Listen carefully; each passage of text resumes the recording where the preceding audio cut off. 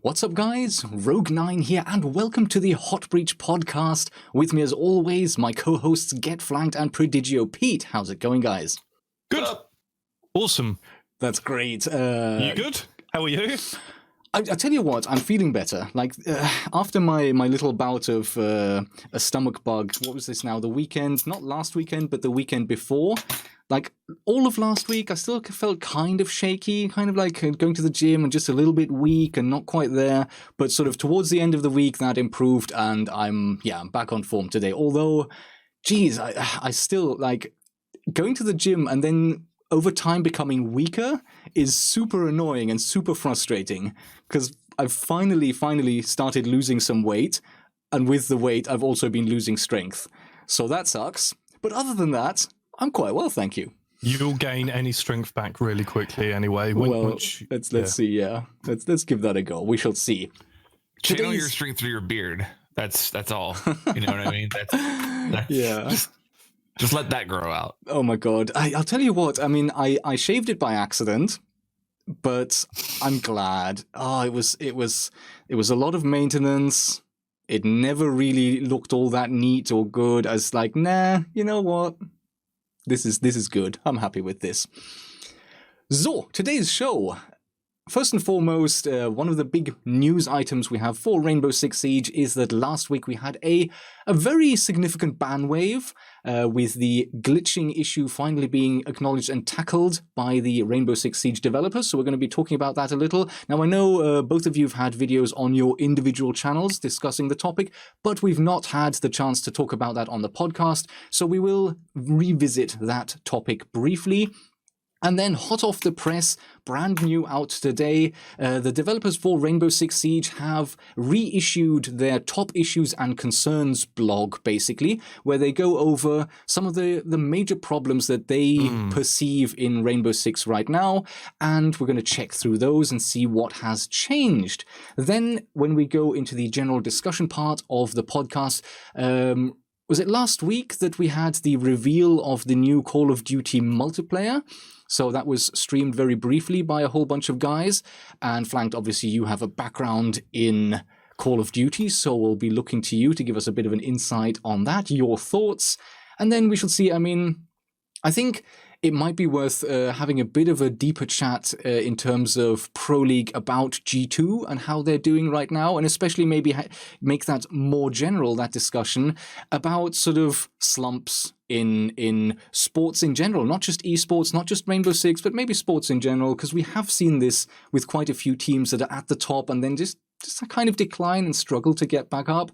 So we've got that, and I've managed to gather together quite a few questions that have been sent to the podcast over the last few months, really, that we've never really had time for, and hopefully we can make some time today. So let's start off then with the glitching and the ban wave that we had. So here's the post on the Rainbow Six Reddit. And basically, this was just an announcement. It went onto the Reddit and it went out on Twitter. And the Ubisoft developers are basically just explaining that glitching in Rainbow Six is against the rules. It's against the code of conduct. And they have initiated a ban wave, specifically now targeting players that were using one particular glitch. But they also mentioned towards the end, this is our next step towards sanctioning players that knowingly and deliberately take advantage of exploits to the detriment of the overall match. So maybe Flanked, you've covered this on your... Oh, are you good? I'm here. Yeah, you've covered this on your channel. Maybe give us your thoughts at first. I think it's a big deal. It's unprecedented, as far as I know. I can't think of another time when they have issued discipline and actions for glitching or anything like that. So I think it's a really big deal, and I think it's a huge step in the right direction. And what I'm hoping is that, I mean, obviously, them being able to track people who entered this in the text chat was easy for them to trace.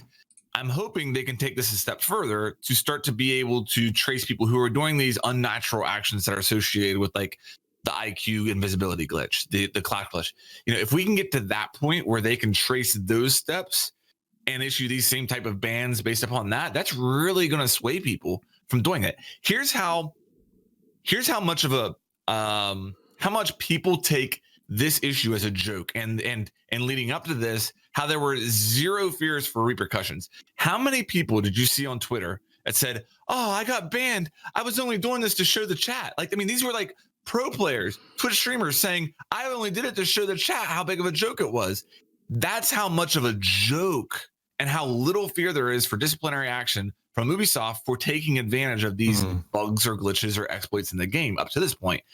This alone is going to hopefully give people cause for concern moving forward. And if they keep progressing with it, I think it's a really big deal for this game. Yeah, that's something we see every time there's any kind of ban wave, any kind of repercussions. There's always like, oh, but I didn't really do anything, and why am I being targeted? The thing is, and Ubisoft have made this clear as well, if you have done this to demonstrate it once, if you did it by accident, if you were using this sort of, it was a text chat glitch where you could basically lag out the server. If you did that occasionally, once or twice by accident or to show, nothing would have happened. The bans that you are seeing right now, they are based on how severe your actions were and how frequently you used them. And you would have had to spam the hell out of the chat and abuse this glitch significantly and frequently in order to be caught up in this in this ban wave. So anyone sort of complaining like, oh, well, I was only showing it off once. Yeah, no, you weren't. If you were caught in this, you did it significantly. 10 times. That was the limit. Was that the number? And to be honest, they are quite a generous limit, really. That's more than trying. Do you know what I mean? So I can understand why they went with a 10 times bit, you know, because at 10 times spamming the chat to cause the server to lag, which, by the way, I experienced in ranked. And it was like, do you remember me tweeting? I was like, what is going on? This was before it was really public. And then I spoke to you guys privately and I was explained what was going on. I was like, Christ, that's really a thing that you can literally, you know, because some of this is on Ubi, right? I mean, you have an online multiplayer where a player can spam chat and cause the whole server to lag out. I mean, when you're defending on match point and or attacking on match point and the defenders are doing that, it's just beyond ridiculous. But yeah, totally, some of that's on Ubi. I want to pick up on a point that you made there, Flanked, which was like just with regards to glitching in general. And I wonder if this specific glitch was just very easy to identify by going through those chat logs, and whether it is as easy to do this with someone that is glitching out Clash or glitching out an operator or a gadget to gain an unfair advantage. I'm sure it's not, and I don't think there's any coincidence that they started with this particular exploit, because I'm sure it was they probably had this in place to combat toxicity before, the ability to search for keywords or whatever from all users in text chat. I'm guessing there's something like that in place, so they just used that they already had to do these bans and stuff. But I think the big thing is that another big aspect of this is that they used a general aspect of the terms of service or the player conduct. I forget the exact, is it the terms of service? Player conduct. Player conduct, whatever. Code of conduct, yes. But they used a paragraph within that doesn't say, if you type this character into the chat, you will be banned. It was, if you do anything to disrupt a match, you will be, you can be banned for it. So again, that's kind of the first time that we're seeing them go to the terms of service and pull something out that is a general term and disciplining off of that term. And I think that's a huge step in the right direction, because under this term, I mean, DDoSing could fall into this. I mean, it doesn't specifically say in the terms of service you can't use mouse and keyboard on console. However, it does say you can't use macros. So again, this is a big step in the right direction of them doing this. And in fact, I can read out this small paragraph. It basically says, any conduct which interrupts the general flow of gameplay in the game client, forum, or any other Ubisoft medium. That is very general, and that's what they basically explained beforehand. They made this public. They put it in the tweet and also on Reddit saying, this is the code of conduct paragraph that has been broken, and this is what we're going to do. And then the ban wave started on the next day, and it went on for quite a while. It wasn't just like one batch, but it was just batch after batch, and over days we saw those bans going through. And Pete, you and I, we discussed this with Bikini Body as well. The timing. Oh the my timing, God. Rogue. Like, glitches have been a huge problem in Siege now, like, especially in the recent sort of couple of months. And then the three of us get together, we record this conversation, and less than, 8 hours later, the announcement comes out. And the funny thing was, we were having this conversation with no knowledge at all of any impending action. And the one thing that was our main conclusion is they need to punish glitches. That's the one thing they need to do, the main thing that needs to get done. And then within hours, before you could post that video... I know, man. Well, the funny thing was, Rogue, us three got together on my episode where we discussed the maps, and we were going to have this conversation about glitching, but we just ran over. If I remember correctly, that episode went to like two and a half hours, something like that.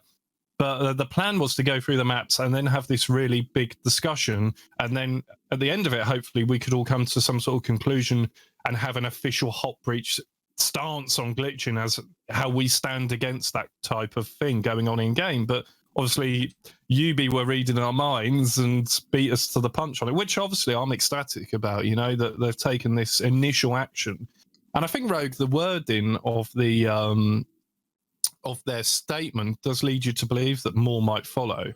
Yeah, like I read out right at the beginning, they say it's a first step towards sanctioning players that take advantage. The big thing, and you've both raised it, is how easy is it to detect these other glitches? How easily can you detect someone who, presses up, down, left, right, and then suddenly has a shield in front of their face or whatever they're doing, right? Much harder, I would say. But I suppose, and I think I suggested this as well in our conversation, like almost every console, every PC nowadays, you can record sort of the last 5 minutes. You have that highlight function if Ubisoft allow you to submit that evidence, like here's someone doing the Clash glitch, then that can be used. Surely it's tiresome to have that done manually rather than an automated system that can catch anyone that does it, but at least it's something, right? Because, I would think they would probably have to design a system from the ground up that can detect glitches. I don't think there's a possibility of that in the game right now. Well, when one of these glitches when it spreads like the disease it is, obviously it is a series of button taps to do it. And they usually daft things like begin to lay down barbed wire, cancel the animation and switch to your shield or something. It's something really daft like that. So I'm sure that they could identify that. And I wonder if there needs to be something more in the reporting mechanism whereby you can state why you're reporting that, what the toxic behavior was, so that they can. So, for example, say you're glitching, I'm playing against you, and I report you, and then there's a little drop-down box glitching.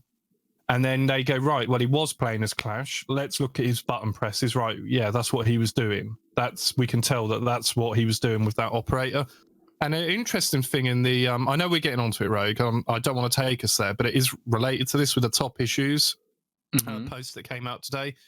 3/4 of the way down, it says operator gadget / kill switch. Operators that are disruptive due to exploits being removed from play. When an operator or gadget is disabled, provide players with feedback on what / why. So, for example, when Clash was taken out of the game, when Claymores were taken out of the game, when deployable shields were taken out of the game, I will say I went in and that first time, because I wasn't paying attention, I was like, why don't I have Claymores? Like, have I ran into a bug myself? There wasn't really an explanation as to what went on. So they are working on a UI element there to explain why things are being removed from the game. But perhaps part of that project ought to be with that UI around the reporting of what the issues are that you're running into when in game, if that makes sense. Yeah, I think a drop-down menu and a sort of more nuanced reporting system is actually a good idea, even if, like, they can't track the button presses, they can't track that a glitch has been activated. If 17 people in different matches from completely different countries all say that someone's been glitching, is that evidence enough for a temporary ban? And they can look through, okay, so there's a Clash glitch and they're always selecting Clash and we can tell their button press is what they're doing, right? Yeah, true. And Yeah, we know that the system does track which operators you use and your win rate with them. Like if suddenly someone is using Clash every match, every defensive round, and suddenly the win rate goes up to like 80-90%, most likely that player didn't overnight suddenly become a Clash wizard. Fair enough. Yeah, and it introduces as a deterrent this, as we discussed on my channel when we did that thing with Bikini. Up until now, there was no punishment for glitching, which I think is incredible, really, because, you know, if you look through the history of glitching in this game, they are basically as bad as hacking. Yeah, it is cheating, is diabolical. So there needs to be that punishment to deter people from taking that. When there is nothing like, oh, nothing's going to happen if I do this, apart from a little bit of scorn from the enemy team, I suppose, yeah. I mean, that's, to some people, that's even a bonus, right? That's part of the enjoyment, is rubbing people up the wrong way and getting them annoyed. It's all part of the game for some. Sadly, yes. But we've had some action and hopefully a sign of more good stuff to come. Any any thoughts you had before we move on? Nope. Fair enough. Okay, next topic. Like I said earlier, and as Peter's already kindly gone there for us already. Yeah, fair enough. We have had brand new today a reissue of the top issues and community concerns. This is something that Ubisoft are doing now. This is now the second release, essentially. And basically what the developers are doing is they are acknowledging that they are aware of issues and concerns that are currently sort of the hot topic, that are on Twitter, on the Reddit, where people are really worrying about their enjoyment of the game. And this is like sort of a bit of a pulse check. The developers tell us which concerns they're focused on most right now and what action they're taking and when we can expect any sort of results in terms of that. So let's maybe start at the bottom. Not the bottom. No, let's start at the top. That makes far more sense with the top issues. And the number one listed here is sound bugs. So the description here is muffled, missing sounds, and various sound issues. And the status is we have identified a bug that allows sound to travel more easily than intended through solid objects and walls. We are also continuing to go through videos that are sent to us to identify standalone sound and audio issues. That I don't know quite what to think of that, because to me, when I think of sound bugs, muffled and missing sounds are the most important issue, and the status identifies sounds that are too easily heard, sounds that travel through the walls and aren't really propagated the way they're supposed to in the game. That's kind of like, out of all of the sound issues, being able to hear someone too clearly is probably at the bottom of my personal list. Yeah, I would agree that it would be a lot nicer if the status said we've identified a bug that allows a thermite charge to go off without making any sound. And we're going to fix it. that would be probably more what I'm looking for. Or we've identified a bug that allows somebody to plant the diffuser without it making any sound. But with that said, I think that maybe what they're referring to here with that status is like sometimes you can hear some things and it sounds like it's coming from the left, but it's coming from the right. And I think maybe it's because of what they're referring to there. I'm just throwing, I'm grasping at straws here. The other thing I'll say that as far as this isn't necessarily a bug, I think this is a sound design, but if you guys noticed, I really struggle with sound on staircases in this game. And again, it's kind of off of this issue because I think it's just the way that it is. But if I'm on a staircase, I can't tell if a sound is coming from above or below. And I really wish that the sound would get more consistent in that situation. But yeah, beyond that, I don't really have much to say. The interesting thing about sound design in Rainbow Six Siege is just how complex it is. There was a whole article about that, and sometimes you can play with people who are just picking up the game for the first time or coming back to the game, and they criticize the sound design. They criticize that they can't, and it's like, oh, the sound in this game. It's like, actually, the sound in this game is, apart from when it goes wrong, it is pretty insane. Like that it travels through, someone makes a hole somewhere and it travels through that and it comes to you quicker. And the fact that there's that whole the whole dynamic that you have to be aware of the traveling of sound. And I wonder if that's why they have so many complications with it. And I feel in particular, since gridlock came into the game. So Flanked, I've seen reports about this, the reversal of sound. So you hear the left ear and the right ear and vice versa. But I haven't personally experienced it. And, to me, that does seem like that would be kind of broken. Though I guess if that happens in game, you could just switch your headset round. Though I would say that as long as it's consistent. I don't think it's for an extended period of time. I think it's like you hear some footsteps and it sounds like it's over here, but it's actually over here. And then you get the Maverick thing, right? Actually, that's been around for bloody ages. Not being able to hear the blowtorch, which is damn quiet anyway.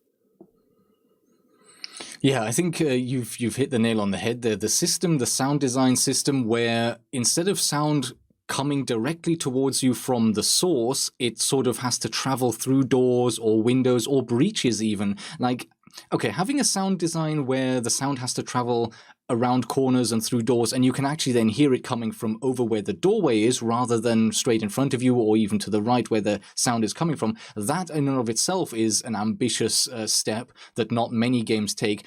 But then you add on top of that the ability in Siege to open up breaches in almost any wall or floor or surface. And now you have to have sound that takes these paths but is dynamic. The system has to be dynamic to react to holes that you open. And yeah, it's arguably been a source of frustration for most of the game's lifetime. Like it comes and goes and problems come and go. But it's always been something that it has always been an extra challenge to deal with. So the status right now is it's being looked into, but no solid confirmation of why sometimes sounds would be missing altogether as of yet. Connectivity issues are the next concern or top issue that are listed. Players are losing control of their operator and then being disconnected and presented with an error message. The status of this is, we have dedicated a team specifically to these connectivity topics and have identified a couple of issues that are sometimes interpreted as a denial of service attack. These issues are a priority for us. So once again, it's acknowledged, the problem is acknowledged, and they've thankfully dedicated an entire team to this, but again, no real sort of understanding as to what the problem is, what's going on, or what the timelines are really. That's an annoying one. I've experienced this one for a short period of time. I'm pretty sure this is what it was, so I think that what it comes down to is Siege is just much more temperamental in your connection.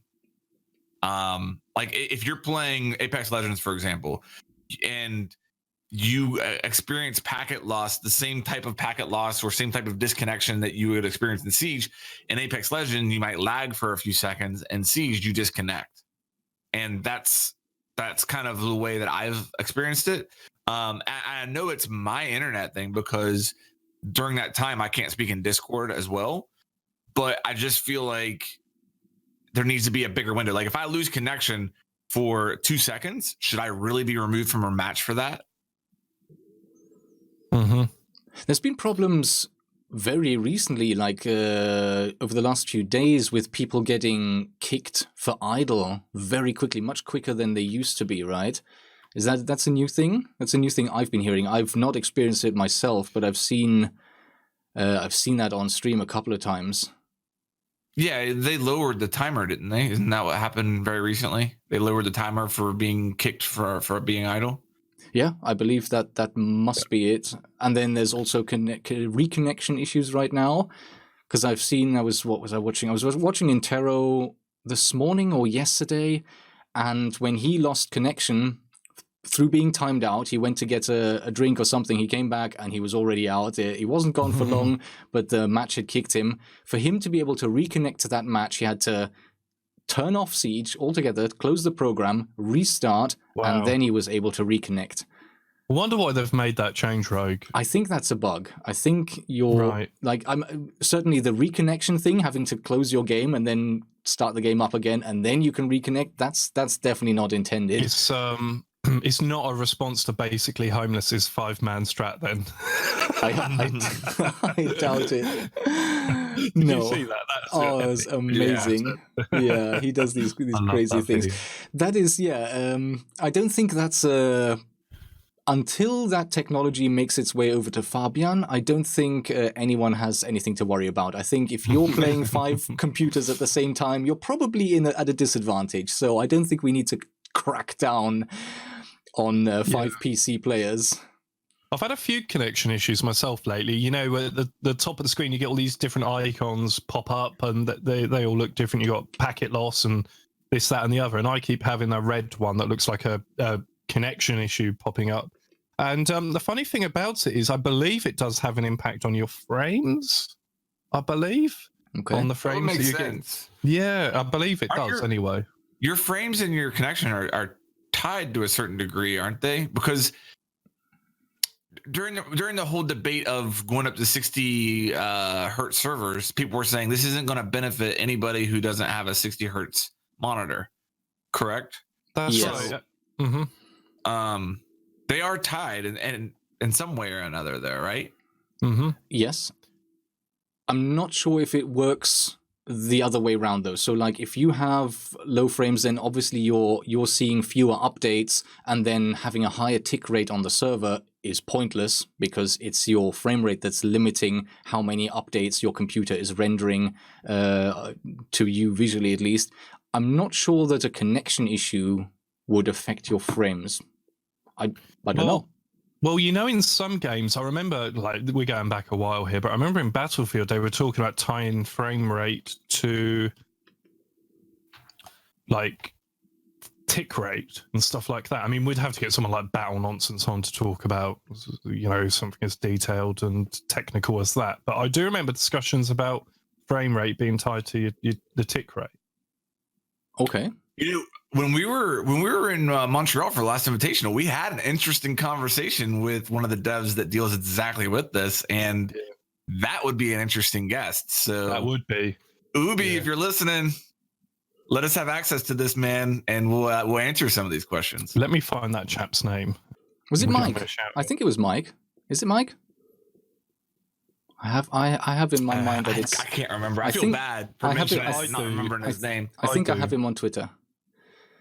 I follow him. Does ring a bell. Mike does ring a bell. Yeah, I follow him on Twitter. Yeah, he's he would be interesting to talk to. Definitely. And he watches the podcast. Oh, does he? I want to make sure the gentleman's name is Mike before if it's wrong, it's my fault. Yeah. Anyway, Mike, come on.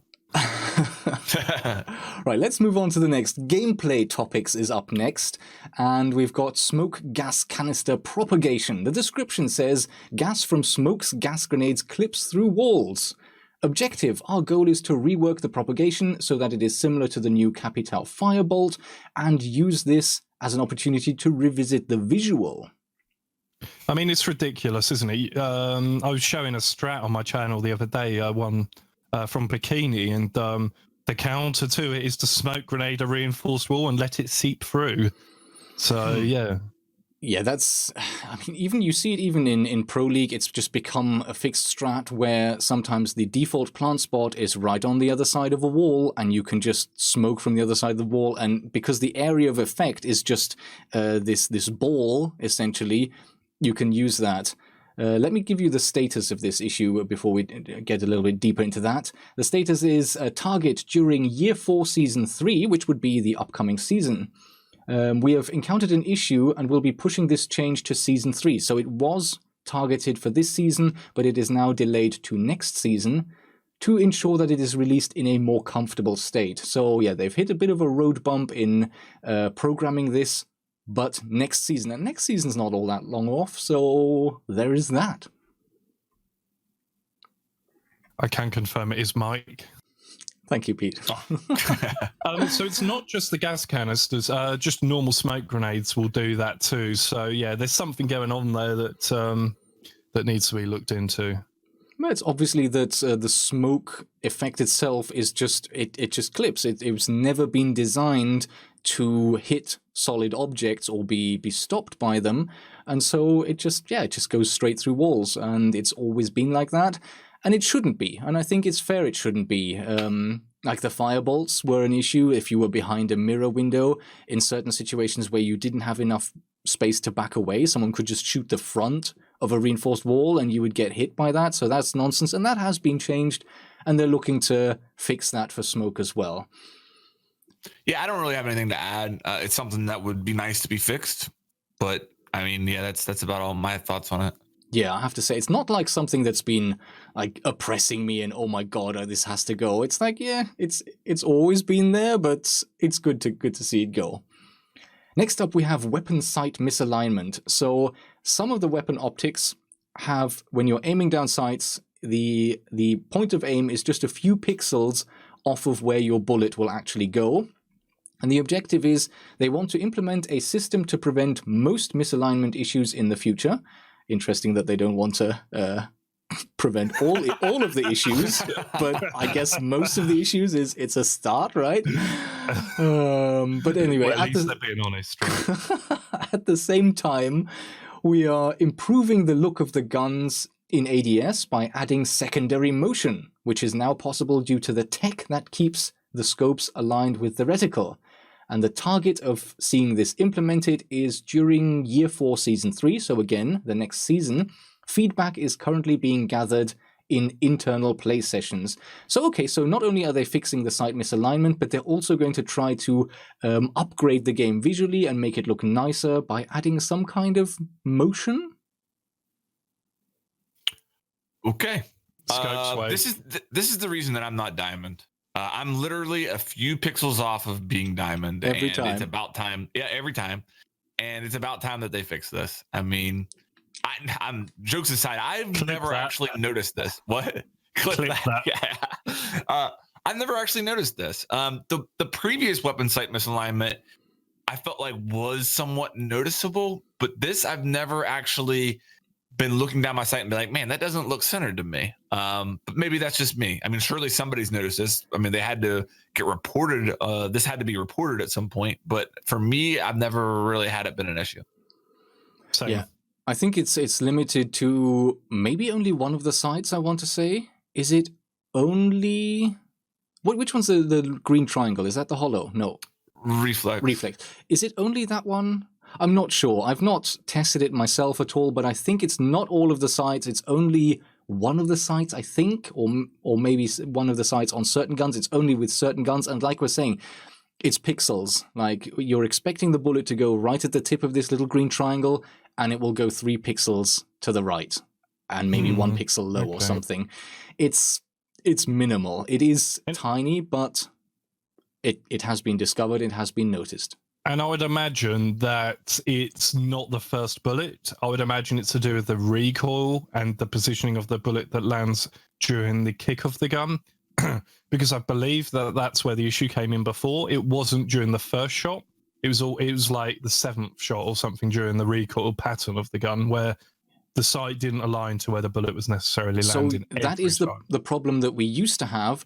I think that was an issue in terms of the zoom. When you had a zoom in your gun, that's kind of what caused the problem, because the visual recoil of your sight moving upwards and around didn't match up with the actual recoil of the bullets. And like you said, yeah, the first bullet was always accurate, and it was further down the burst that you had these sort of randomized spread of bullets left and right. That was fixed though, so I think this may be a different problem, and I think it may be every bullet is just a certain amount off. That's my understanding. Okay. But like I said, I haven't looked deeper into the topic myself, so that is just what I understand of it. Well, if it's that, it's bigger than I thought, because my suspicion was that they fixed that, but then they'd found, obviously, on some weapons it wasn't quite aligned. But if it's as you say it is, then yeah, that obviously does need to be sorted. I do wonder how often you hit an earmuff or something and think that you should have had a headshot, or hit a hand, in front of a guy's face holding a weapon up, and think you should have had a headshot. Maybe we should have bullet penetration through hands. Well, it's a different topic, but yes, there was a tweet only today, I think, of someone who went up against an opponent, threw a flash grenade, The flash was the flash was just close enough to affect the person, but nowhere near to actually flash him. And then, of course, once you flash someone, the hand goes up in front of them as a sort of signal to say, hey, this person has flashed, but you could still see. And then the bullet hits the hand, and then the person shoots back and you die. Yeah. That's something that I think it's not even covered in the issues and concerns, but it is something worth looking at, and penetration through limbs at the very least, or even operators in total, is worth considering, is worth looking at. Can we stop calling them flash grenades and just start calling them ADS burning devices, please? Well, I think in game they're called stuns anyway. Oh, I don't mean to be pedantic, but yeah, it's like they're never. Whenever you're using them, they're never quite close enough to have an effect. When they're used against you, they work perfectly. Right? That's how it works. Pro League. I was watching Pro League last week, and I forget, it was on Coastline. I forget which two teams it was.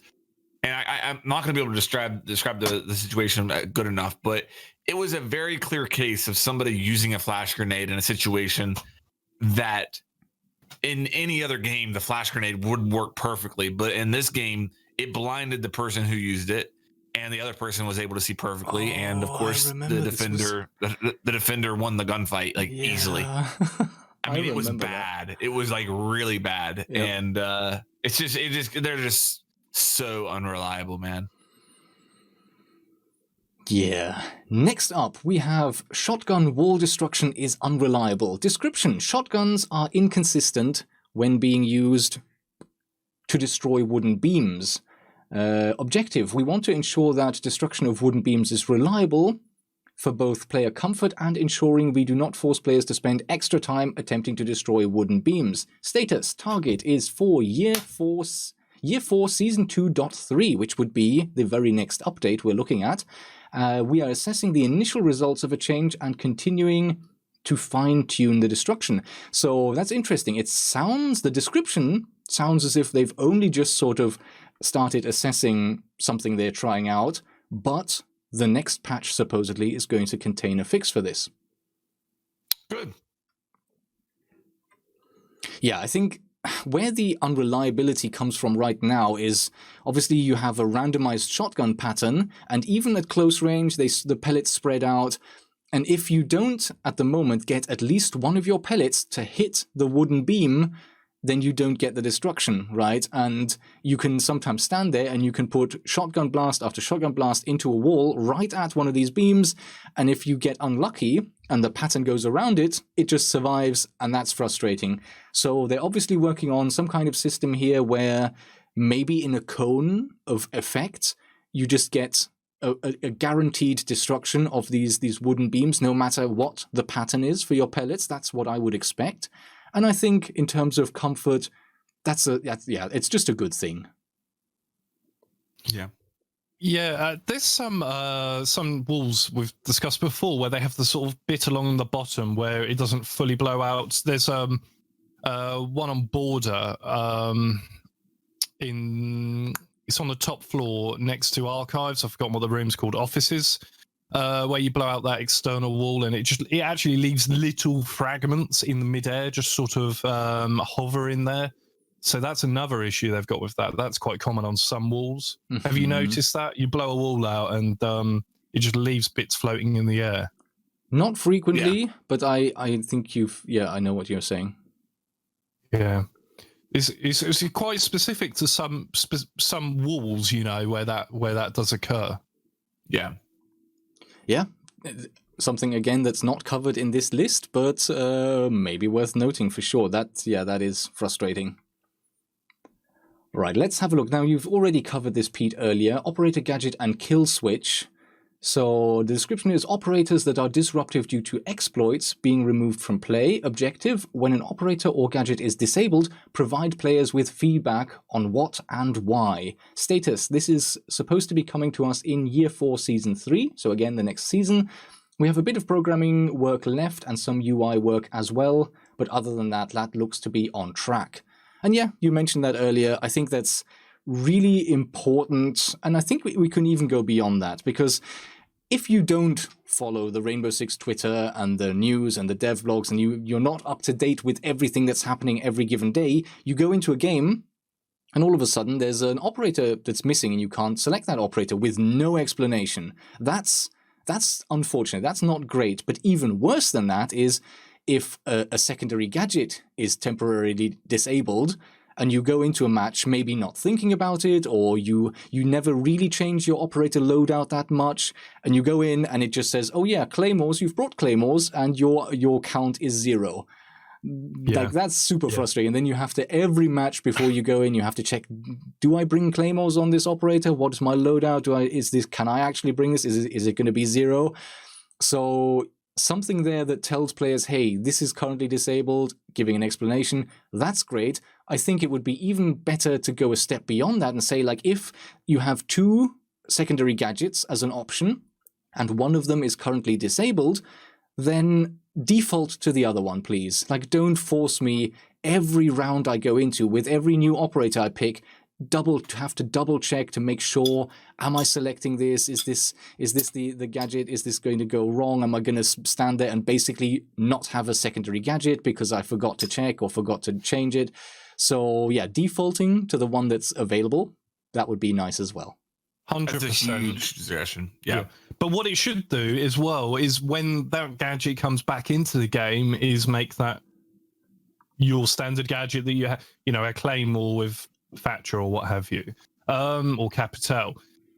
There's a few issues here that I was thinking about. Firstly, the fact that this even exists tells you that they're kind of like fighting fires, as we said in the discussion on my channel. The fact that they even have to have a system like this tells you that there will be times again where they've had to stop operators or other content within the game, like secondary gadgets, being available, which is a shame. Because, it does. Tackling. Why have it if you don't ever need to use it? It will get used again, right? There will be a time where an operator is turned off. Tackling glitches is one of the uses, but it also could be if something's bugged or if something is ridiculously overpowered and broken. Those are options where it could also be used. So yeah, one of a few. I'll go along with that. Yeah, that's it really. All right then, next issue and concern, debris stuck in window or door barricades. We've talked about this before. And isn't it fun when you run up to a barricaded window and you punch it and you see the cracks in the wood and it just sits there perfectly and it's just balanced. And then you try to hit it again and you think, hey, this'll make it fly away. No, it just stays there because now it no longer has a hitbox. Even if you try to shoot it, nothing happens. It just stays there and perfectly blocks your line of sight. It's the most annoying things ever. One of the most annoying things ever. It's the spawn peak counter rogue. Oh, yes. It's there on purpose, except that it's client-sided and your opponent might just be looking straight at your face and you don't even know it. He's got a picture of you. Don't you worry about that one. Yeah, exactly. So the description here is debris sometimes remains stuck in the barricades on doors and windows, causing players to have different sight lines. Objective: provide consistency for all players for barricade destruction. Status: target potentially Year 5 Season 1. Well, I guess they might be making that server side. No. Let me give you this status. We are currently in the design phase to determine how we want to approach this topic. We're exploring and prototyping different options. I personally don't believe that this is going to be server-sided and it's going to go away from client-side. I don't think at all that's the best or simplest solution. I think coming up with some kind of system, I don't know, stronger gravity or some kind of initial velocity that as soon as something breaks, it always has a velocity and always flies away, that it just drops through the ground, it drops through the windowsill and just falls away, that it shrinks and goes away. There's all kinds of things you could do, which I think is much easier than redesigning the entire game to have debris server-sided. I think that's not going to happen. But I like their openness and proactive communication, but we're in Year 4 Season 2, and this potentially might come to us in Year 5 Season 1. Yeah. Yeah, and it's not a new problem. No. I think that you have to. I think that we're used to reading patch notes, and it's worth saying. Remember what you're reading here. You're reading the developer's mindset on what they're aware of as far as the community's concerns and biggest problems right now, and what they're doing to try to fix it or working on it. And that, first of all, that they're aware of it. So this is them saying, we're aware of this. It's on our radar, but a fix isn't anytime soon. I appreciate that honesty though, because like you say, they're telling you they're aware of it, but just don't expect anything soon. I mean, obviously you'll want it to come tomorrow, but I do appreciate the fact that they're managing expectations in that way. Yeah, fair enough, and we look forward to seeing how that develops. Up next, yokai cloaking. This is Echo's drone. Description. With the deployment of the Year 4 Season 2.2 patch, which was very recently, we implemented a fix for yokai being seen through the glass sections of attackers' shields. This had an unintended effect of making Echo's drone invisible.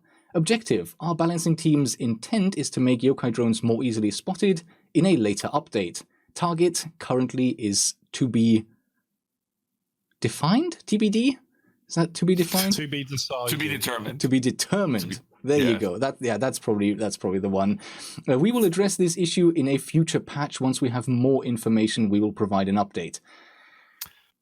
So listen, guys, we had a problem with Echo drones. Okay, you were able to see them through the glass of attacker shields, which means that it was affecting a total of what?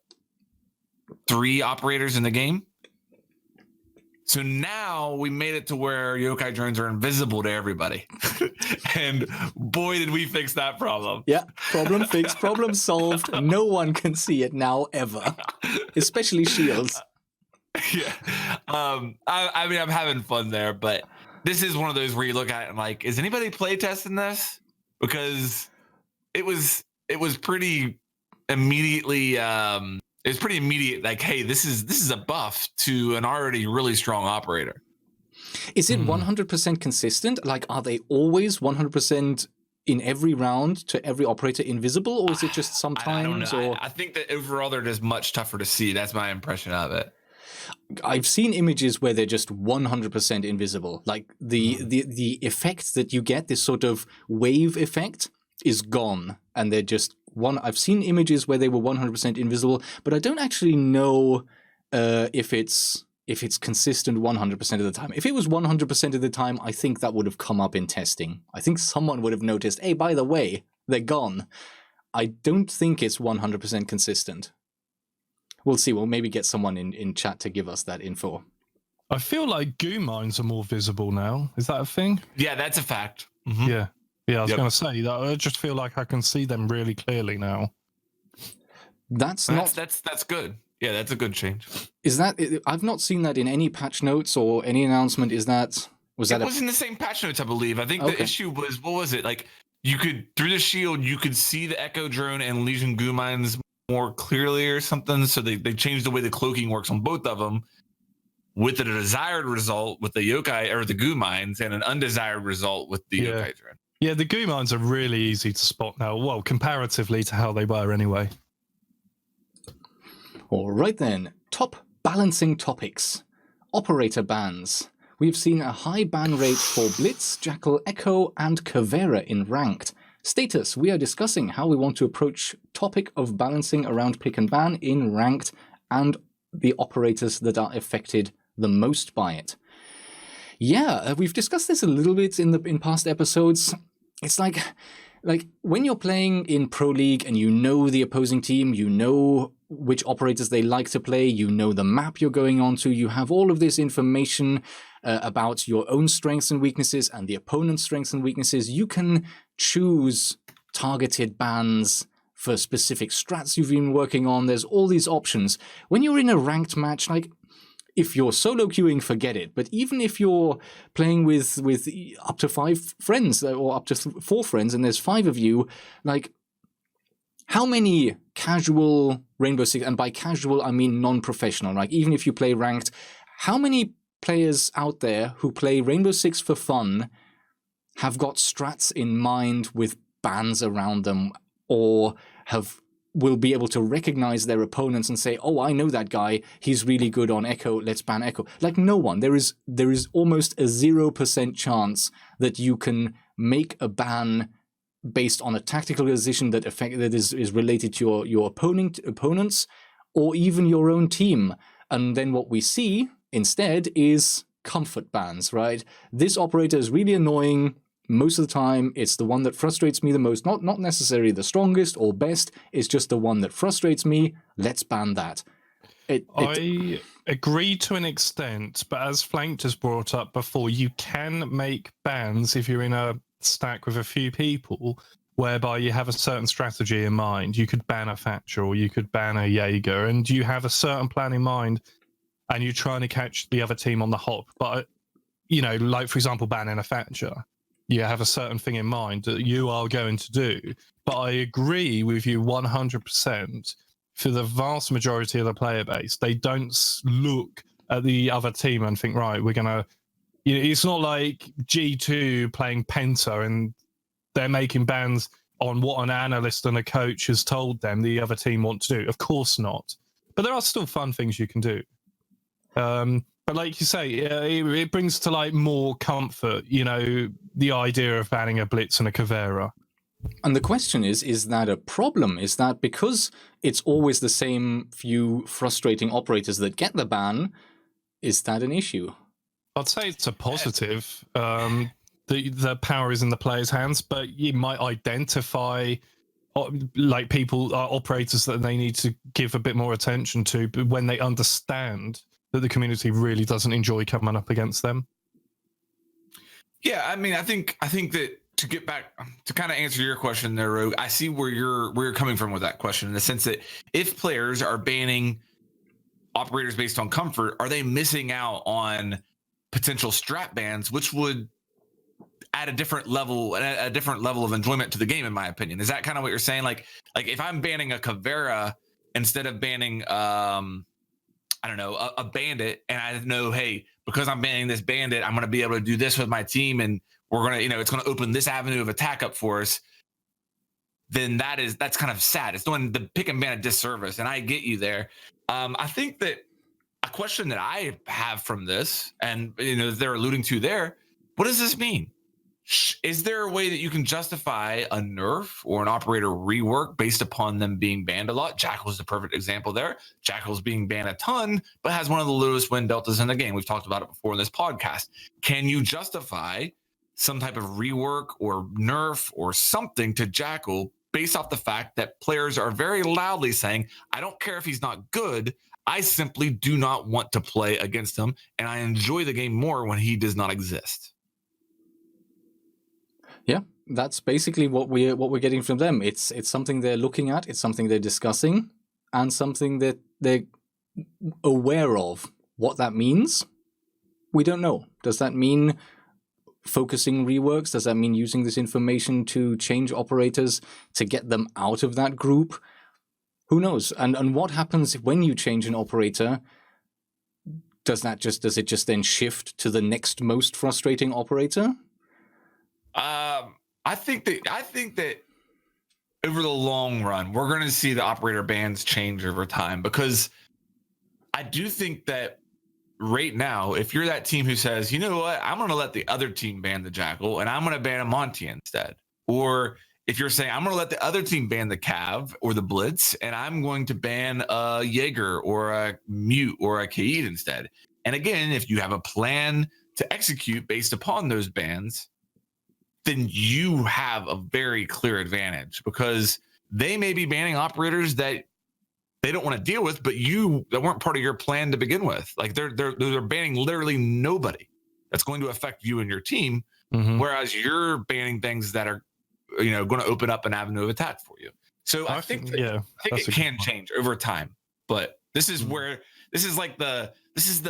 50 IQ bans that we're dealing with right now, and maybe over time we'll evolve to the 200 level IQs bans. Do you see that working ever for solo queuers? Like when you don't know the people you're playing with, when you don't have prepared strats, when it's not like, oh, remember that last time when we banned a bandit and we were really able to take, like, if you don't have that, No. do bans ever make any sense? You can still make a little bit of ground there. Like, yeah, you can't do the, hey, let's ban bandit because when we're attacking cache, we're going to be able to open this wall instead of this wall, and that's not going to work. But what you can see, what I've seen is, looking at defenders, like a defender that I like to ban that isn't banned a lot is Valkyrie, and I'll simply say whenever I'm solo queuing, hey, are any of you guys Valk mains, or are you guys okay with a Valkyrie ban here? What do you guys think about that? And you can get that type of discussion going, but you're not going to get the detailed strat layouts. In a way, it shows that this isn't on Ubi so much; it's on the community that we haven't quite grasped the potential of the tool that they have given us. Because, like as Flank said, you can actually gain a really gigantic advantage before you've even started the first round, before you played a second of the game. If you have a specific strat in mind, you can gain a massive advantage from the beginning by not just banning operators that, like I do as well. I will ban a blitz. I bloody hate him. But by, do you know what I mean? Like by actually like choosing who you ban in an intelligent way, if you're playing with 2 or 3 friends, and then saying, this is what we're going to do. This is what the strat is. And then you up the probability of you winning by, I would say, quite a big amount, because you're throwing a curveball at them that they're just not expecting. Who expects you to ban a Thatcher or, a Thermite or whatever, and then you've got to play Hibana? It does change things up in quite a significant way. And you don't need a fully fledged strat either. All you need is a plan B, like when we don't have Thatcher, this is what we're going to do instead. We're going to bring Maverick, and we're going to use that to hunt down the bandit batteries, or something alternative. And at the same time, you need something that you then can use to take advantage of the situation when you're on defense. And that can already be it. Yeah, and so what this actually shows us is more. It shows us more, obviously, than what they're saying. It just shows that we as the community actually need to grow a little bit with this new mechanic in the game. And given time, like Flank says, this could develop into something very interesting. Well, let me throw it back at you the other way, though. Maybe what this is showing is that the developers need to put less infuriating operators in the game. All 4 of those operators they mentioned fall into the infuriating category that I've mentioned several times on this podcast. Blitz is infuriating. Cav's infuriating. Jackal's infuriating. What was the other one? Caveira? The other defense. Caveira Echo? Echo's infuriating. All those operators, infuriating to play against, and can make you feel helpless. Maybe it's a big heads up. Guys, we don't want these operators in the game. Stop putting operators in the game that are infuriating and that make you feel helpless, and rework the ones that are currently there. Yeah, I mean, they're very limiting operators, aren't they? They have a very big impact on how you can play, particularly as a solo queue. If you're getting chased down by a blitz or a Caveira creeping up on you, or an invisible gadget that you can't even bleed and well see, they're very constricting in the way you play. And perhaps they will pay into future operator design. They'll take heed of the fact that, hey, people that play our game don't like those operators by virtue of the fact that they are banning them in such large percentages. I think those lessons have already kind of been learned. I mean, there's never a guarantee that a brand new gadget or brand new operator won't be frustrating, can't develop into something that's frustrating. But I do think if you look at sort of the operators released this year so far, I think we have seen a change where back in the day, operators used to be like, let's make them really powerful and then pair them back to the point where they're released, and then maybe even have to pair them back beyond then. I think we've already seen a switch away from that with, you look at Mozzie and Gridlock, for instance, or beyond that now, Nuck and Warden. They're nowhere near as frustrating, but also nowhere near as impactful as new operators in the past have been. So I would almost, if I had to guess, I would guess that some of these lessons are already there and they're already being implemented. I think Gridlock's underrated, but just on topic for another time. It is a little bit of a topic. Let me just say this, though, that until the operators are used in Pro League, I really don't know. You know what I mean? Like I can say how I think an operator is going to work out in ranked. And I think if you look at my track record, I've certainly gotten some wrong. Don't get it twisted here. I've gotten some things wrong. But if you look at my track record overall, I'm able to fairly well predict within a few hours of playing an operator how they're going to be received and ranked immediately. You said Warden was going to be mustard. I don't know what mustard means. I don't know what that means either. it means very good. Oh, okay. I never said that, but yeah. But until they're actually used in Pro League, the operator almost gets reinvented. When we see an operator like Gridlock, for example, we've seen her used very effective in Pro League, especially on like Cafe, and it opens up your eyes. Like when you start seeing the best players in the world use an operator with team chemistry, it opens up your eyes to how you can use an operator even in rank that you may not have thought was going to be relevant. That's the point of what I'm saying there.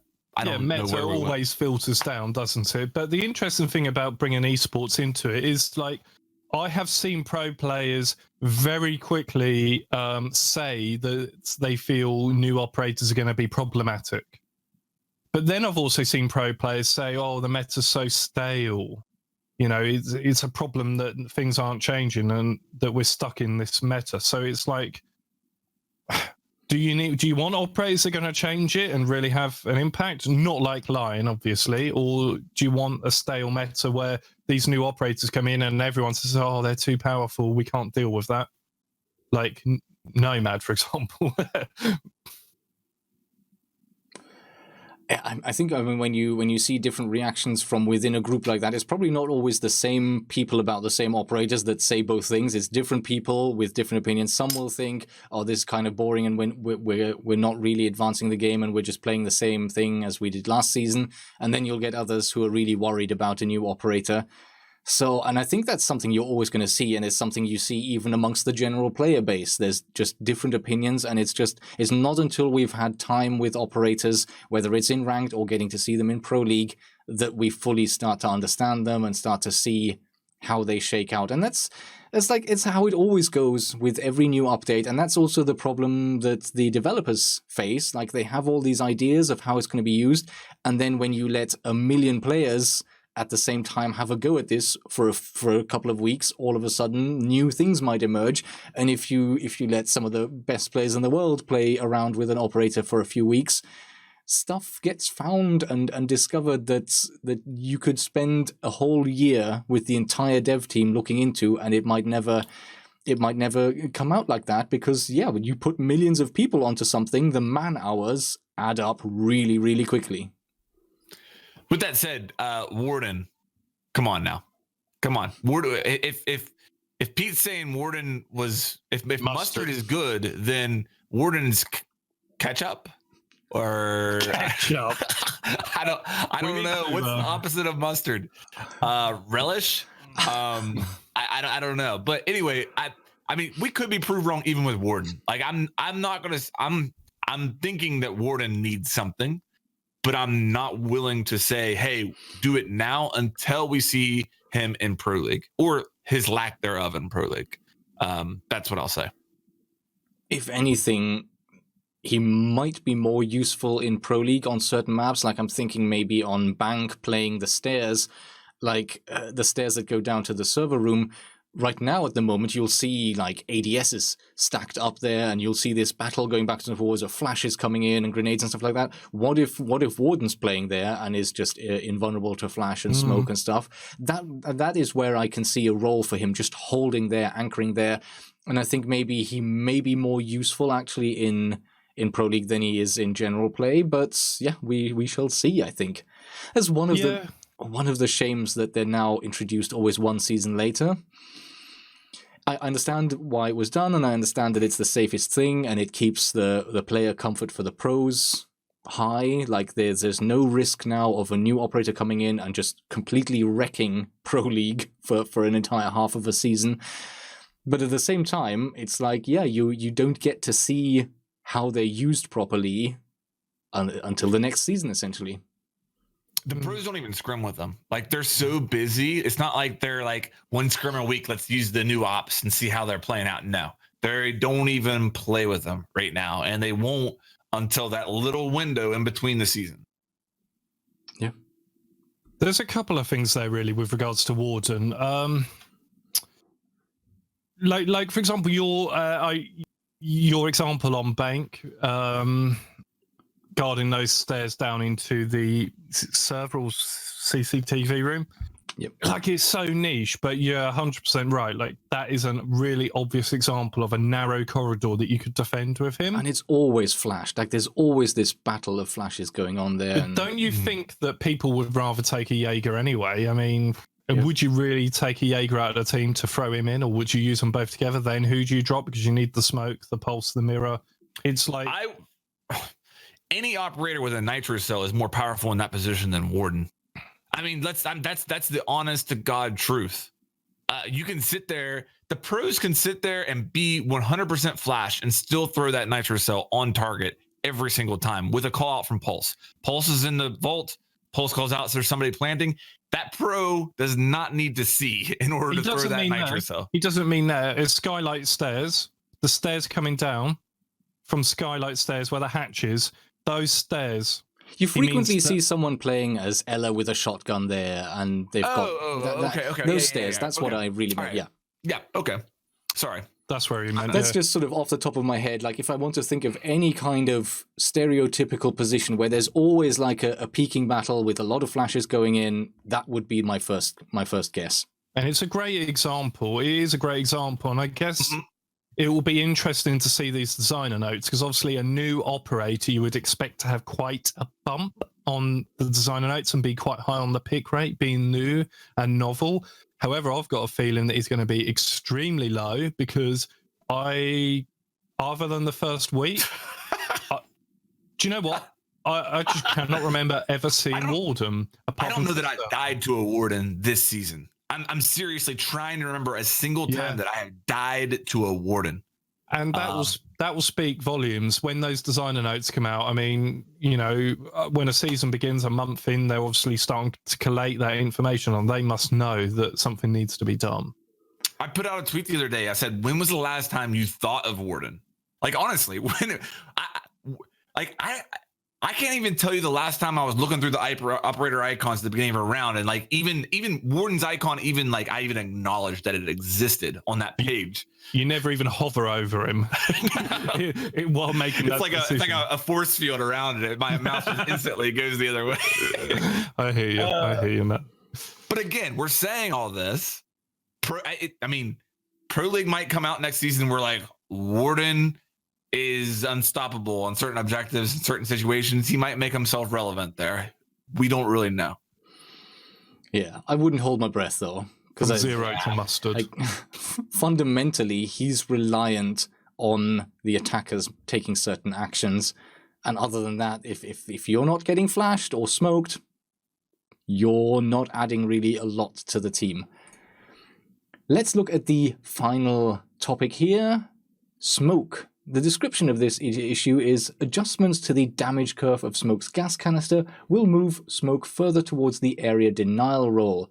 Status, it's on hold. We are satisfied overall with how this is developing, but, there's two buts in there, need to put it on hold until discrepancies are delivered, until other discrepancies are delivered. Right, so I think the way this was supposed to work...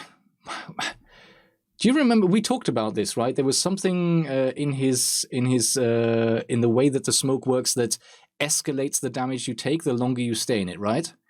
Was that it? I think that was it. It just becomes more and more. That was the intention of how they were going to work it out, basically. But it's gone completely on hold. So there you go. There you go, I guess. What else can we say? That's about it. Fair enough. All right then. Now, on to another little discussion topic, and then we'll have quite a lot of time actually today to do a little bit of Q&A. I have some questions lined up, and then we can also take some from the streams. But let's talk a little bit about esports and maybe sports in general. And I think sort of the team that is on everyone's mind right now is G2, one of the best teams in the world for as long as you want to remember back, really. In fact, you could always have argued that they've been almost unstoppable for season after season after season, and they struggled last season, quite unexpectedly, quite out of the blue, and there was sort of the rumors around saving strats and whatnot. And then this season, yeah, they've just continued that trend with, especially last Friday, they were 5-2 up in their game against Vitality, was it? Was it Vitality? I'm going to say it was Vitality. And then they lost 5 defensive rounds in a row. They lost their defensive rounds. They lost 5 in a row to lose 7-5. What is up with them? And is this something we've seen before? Is this something that just happens now and then? I'm a really firm believer in that any type of competitor, whether you're a content creator, whether you're an esports athlete, any type of competitor like that at all, the worst mindset you ever come into is that I've arrived and that I've done something.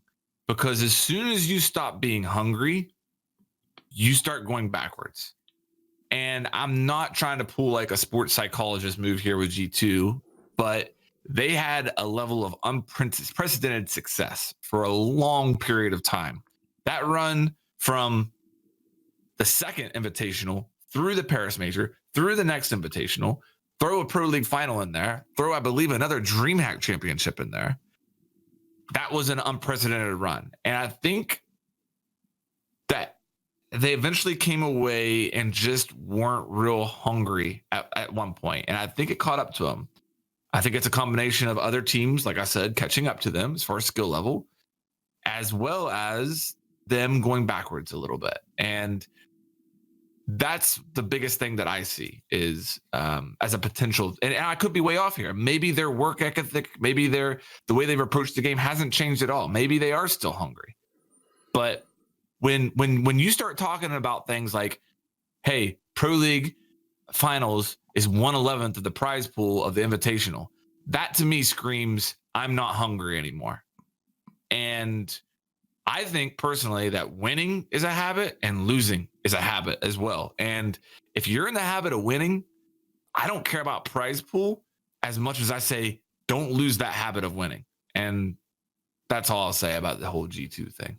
I agree. I think it's a combination of factors. And as you say, it is an insight when they say that about the prize pool and going to the pro finals and not the major.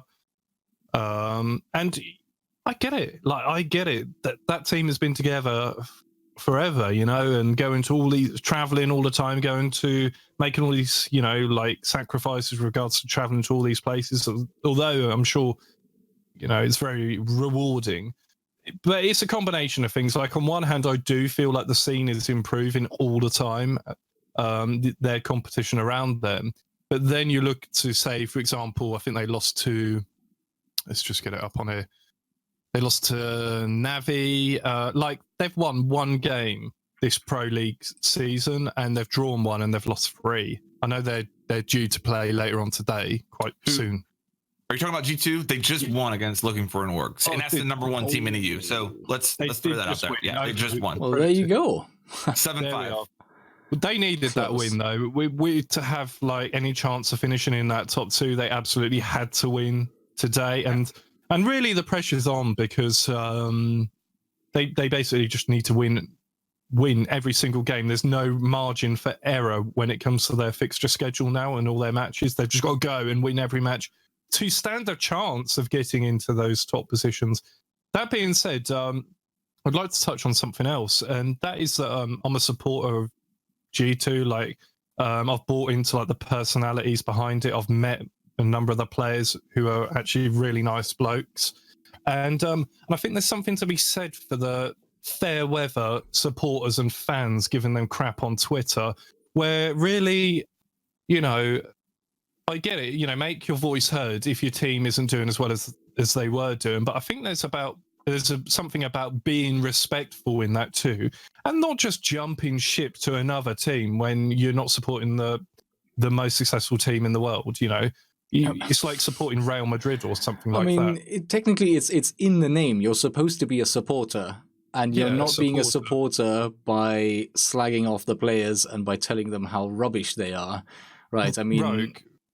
That's why I use the word supporter. Rather, I prefer the word supporter to fan. Yeah. Supporter, it tells you what you're meant to do. You are meant to support. Fan just means you're a fanatic, which sounds kind of like a mental illness. You're a fanatic. Yeah. But a supporter, you support them through thick and thin and you help them out. And it doesn't mean you can't say, like, something is wrong here, but it doesn't mean you just switch teams and just go and give them a load of grief on Twitter or something. Sorry, Rogue. No, that's it. That's exactly it. Yeah, I think, flanked with what you touched on about having the drive and the hunger, I think that's a very valid point. Like, I don't have an insight into their personal lives. I don't see what they do day to day, but I do think sort of over the last season and even into this season, I know they're still dedicated to their scrims. I know they're training hard, but I also know that in terms of playing Rainbow Six casually for fun, not all of them, like Pengu still streams a lot of Siege very regularly, but the rest maybe not even that much. They don't really go into rank that much anymore. They're outside of scrims, they're not that active within the game, at least not maybe as active as they used to be. And that might be partially frustrations building up over the last couple of seasons. That might be just general burnout and just like, okay, eventually when you've played 13, 14, 15,000 hours of a game in a few years, you reach that point where maybe you want to do something other than that as well. You've got your training sessions every day or most days. And then beyond that, it's like, yeah, if I'm playing something casually for my personal enjoyment, I'll go and play something else. And maybe that is the difference where other games or other teams still have that, where after they finish the scrim, they go into ranked and they're all playing ranked individually and they're always on the ball and playing that more and more. And Rainbow Six, this will be something common in many sports and esports and video games in general, but Rainbow Six especially is unforgiving if you take your foot off the gas. You go rusty so quickly. Like, and everyone, probably most of us who play the game have experienced that. If you've gone away from the game, even just for holiday, you come back after a week, 2 weeks, the difference is huge. And you have to sort of grind your way back into warming up and getting back into the flow of things.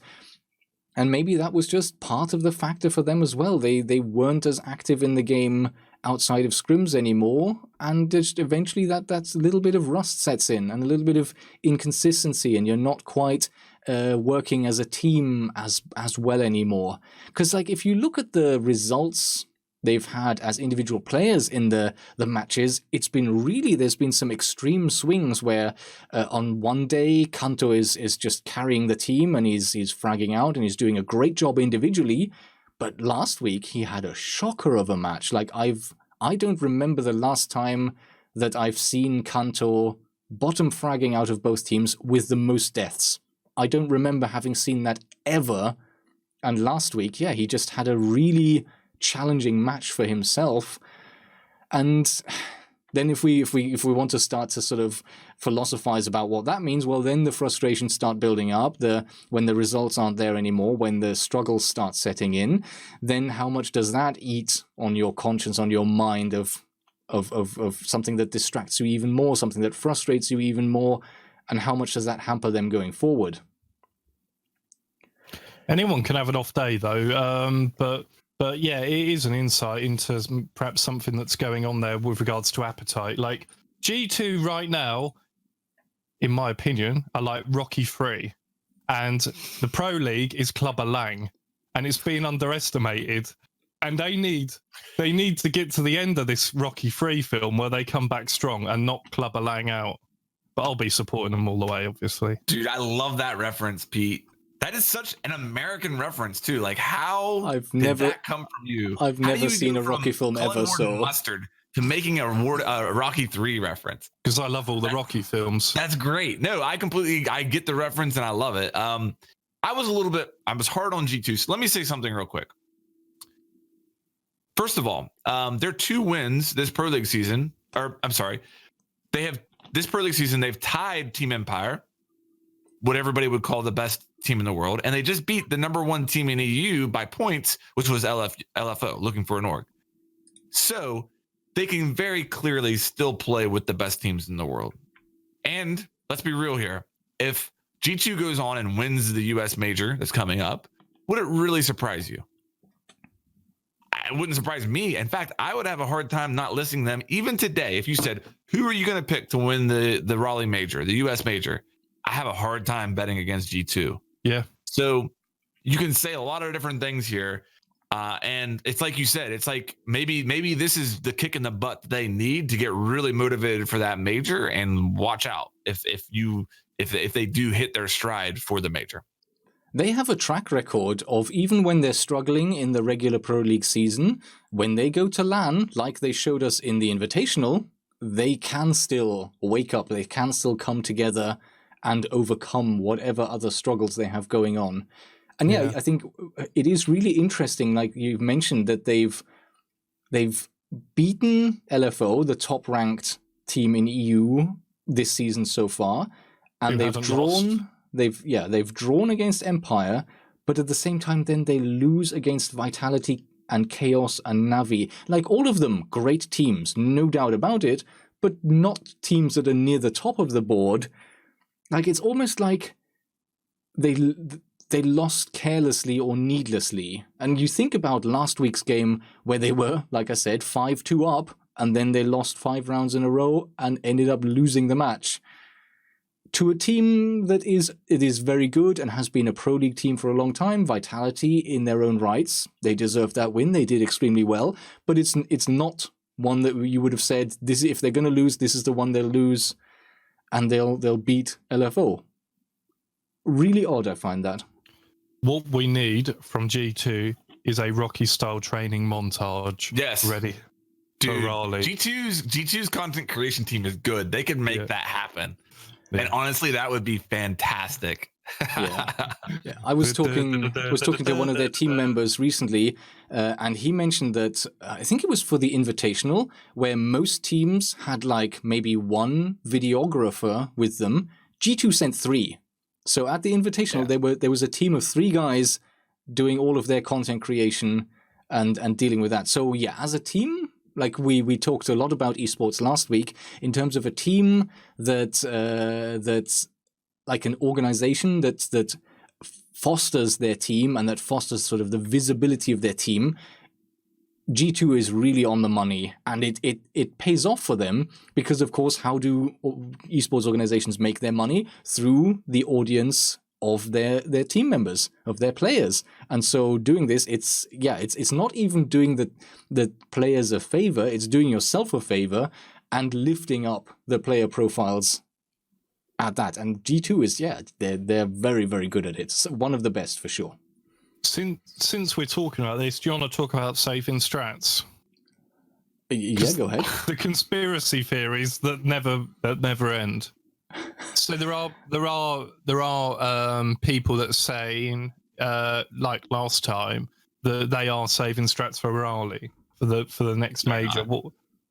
Well, I mean, they're not. I have a bit of an insight there. Now, I was talking to Fabian, and he confirmed to me, like, I don't know if he was pulling my leg, but he outright confirmed to me that for the Invitational with, at the time, its unprecedented prize pool. Of course, we've seen since the Invitational, there's been an announcement that all other major Rainbow Six LAN events have also received a significant bump in terms of the money you can make there.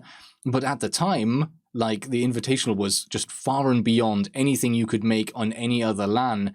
And yeah, his words to me was like, yeah, we were genuinely saving strats because this was really financially where it was at. It was a financial decision to go with that. So the saving strats thing, I don't know if he was pulling my leg, if he was, because he's said that publicly in the interviews post game as well.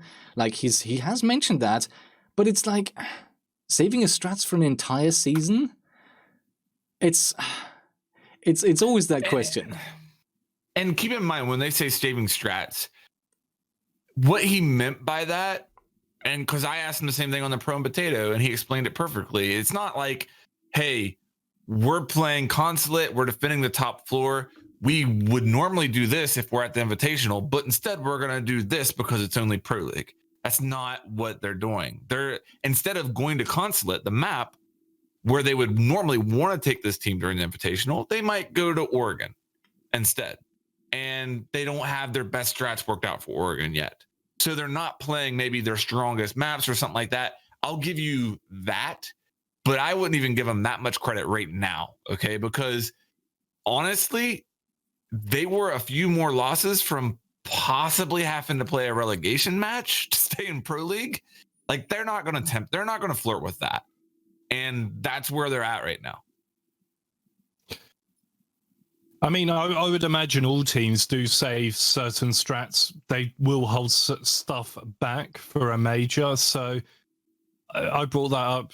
You know, I was being a bit mischievous, really, because I personally don't think they're saving strats any more than any other team would save some of their best strats or whatever for a major. You know, I'm sure any team that's guaranteed to be going to the next major is keeping a few little bits, or maybe banning a map that they want to play, or they've got something saved up for, but nothing specific to them. And I think even, I want to say Pengu tweeted out saying that that's not part of it, that just other teams are catching up. I wonder about the whole thing of saving strats anyway, because keep in mind, like, we see the teams play each other in Pro League, but they play most of the other teams in scrims almost on a daily basis, right? When they're training, they don't train in ranked, right? They don't go in as a 5-stack into ranked and let's do our Pro League strats here. That's not what they do when they practice. They practice against other Pro League and Challenger League, and even sometimes teams that are just sub-Challenger League but are very, very good. They will practice against them. They will do custom 10-man matches. So that's how they practice. And each perspective of every player is recorded when they scrim, right? The analysts, later on, they get 5 full matches from each player recorded in their perspective, and they analyze that. So when they're scrimming each other, that's also an information gathering process. There's nothing you can hide. And sure, you can go into a scrim and then play a little bit different, play a little bit looser, and you're trying to as well not give away strats, but there's only so much you can do when you're trying to practice the strategies you want to build up, but at the same time you're practicing against your future opponents. So, like, the whole thing about saving strats, I just wonder how impactful that really ever can be when you're scrimming the same team. Sure, you can scrim, like, you can then mostly scrim against Challenger League teams or even sub-Challenger League teams that are very good but not your competitors. And then when you're with them, you can really focus on your strats, and it's not so much of an issue of handing your information to your opponents. But I don't know. There's only so much scrimming you can do without giving away information. If you pay attention, when G2 goes to lands and they're scrimming people actually on site, you will always notice that they're scrimming the APAC teams. And if you're a conspiracy theorist, maybe that is when they're really showing all their cards, and they think that they are less likely to possibly face an APAC team in the finals or something like that. And they're trying to play teams in that setting where they're going to face the least amount of risk when they're showing all their cards. But yeah, that's a great point, Rogue. That it's not like whenever G2 plays LFO today in Pro League that they haven't played all season. They've scrimmed probably this season at some point. I'm sure of it. I have a comment in my chat saying that in his post-match interview, Fabian was quite interesting. I don't. There's no details really of what he was saying, but I want to see what he was saying. What do you think about the best of one? Do you think that's had an impact on them since its introduction? Teams, do you think that it has an impact on the more strategic teams that can like think and adapt? I think it had an impact, but, like, correct me if I'm wrong here, but they dealt with it really easily. They took it in their stride initially, and they started to decline well after that, right? There's still talk about it, though, amongst the pro players about the best of ones and whether it's... Yeah, there's no doubt that the competitive integrity of a best of one is not as high as a best of 3. End of discussion. There's maps, no, you know. You could make the argument that the competitive integrity of a season where you play each team twice is higher than when you play each team once. You can make that argument, but you can't argue against a best of 3 and a best of 1. So yeah, I mean, there's no doubt about it. It does favor a team does not have to be as strat heavy. Look at Lumen. Well, I don't want to go that deep into the meta of Pro League, and I don't, but I think if you look, it favors teams that are able to, maybe their playbook isn't as deep, but they have, a simple playbook that works on this map. They can go and they can win that map and they win the match. But if they had to do that on 1 or 2 more maps in the same match, that requires a little bit more. Yeah, and also, I mean, just statistically, like if there's a 40-60% chance that one team will win versus the other, like if you do that on one match, then it could go either way almost. Like there's a 40% chance or even a 30 or even a 20% chance that the underdogs will win. But the more matches you play, the more likely it becomes that the more dominant and the better team will have those wins. So yeah, there's no question. If I would have to guess that that's a specific reason that's affecting G2, I wouldn't say necessarily. I think that's not something that's a factor. I don't think so. But that's speculation. Shall we maybe round off the Pro League discussion by going over the results? And then we shall move on. So let's have a look. Oh God, with the new schedule, who knows where we even have to start? Let's start in North America, and we'll have to go, I think, is it day 5? Because that was last week. Because you never know how many play days they've actually had. Yeah, the last play day was play day 5. Yeah, so that was Thursday. So we had Sonics play against Rogue, and they won. 7-4. Rogue, man. Like, they just won DreamHack. And then they come back and get beat by, I believe Sonics is either 7th or 8th place team in NA. Yeah, they're 7th right now after beating Rogue. I think they may have even, they have 1 win and 3 losses. They hadn't won a single match until then. Rogue comes back from winning DreamHack and then loses against the bottom team. Yeah, it's weird. Convincingly as well. Like 7-4, that's no joke. Yeah.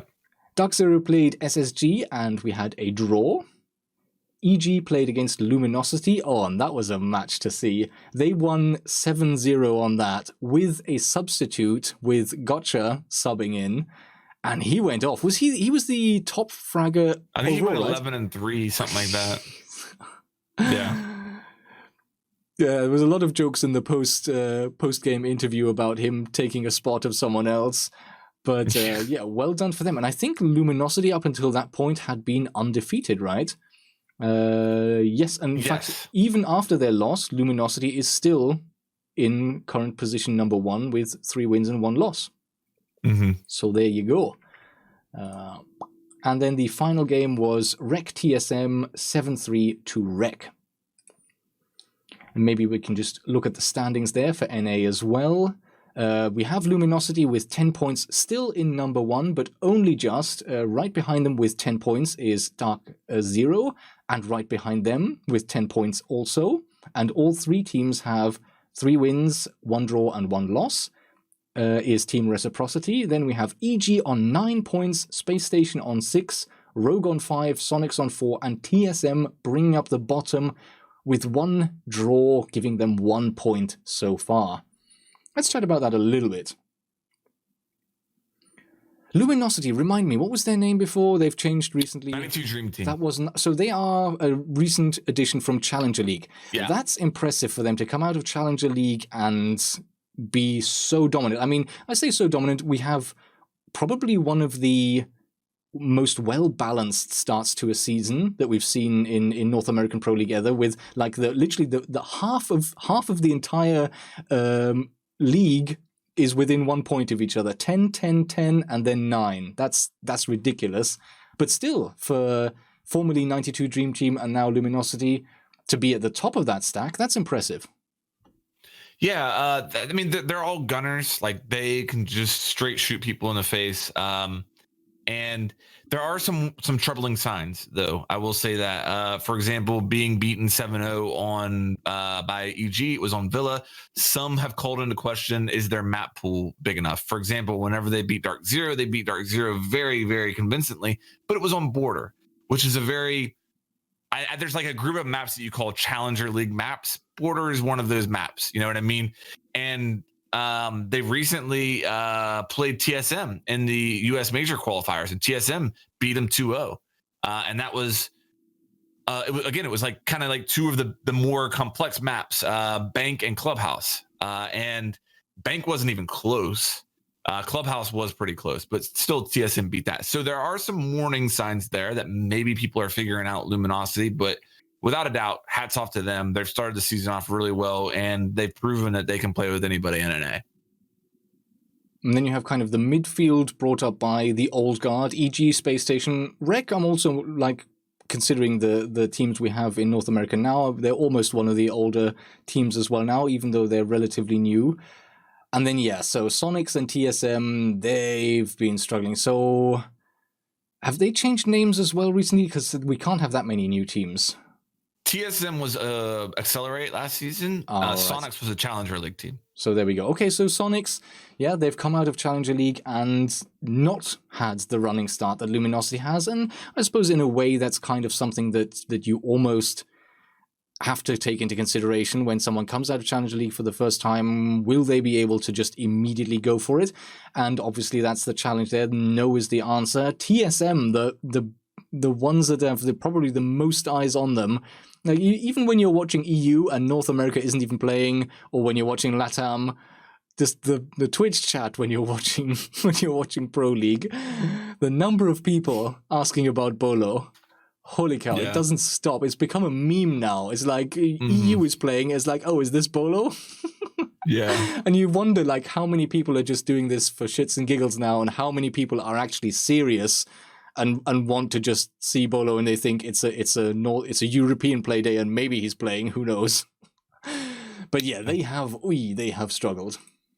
It's kind of the opposite, though, that I'll say with Luminosity, and it's not fair. Obviously, Luminosity's in first place. Hats off to them. You have to say that. TSM's in last place.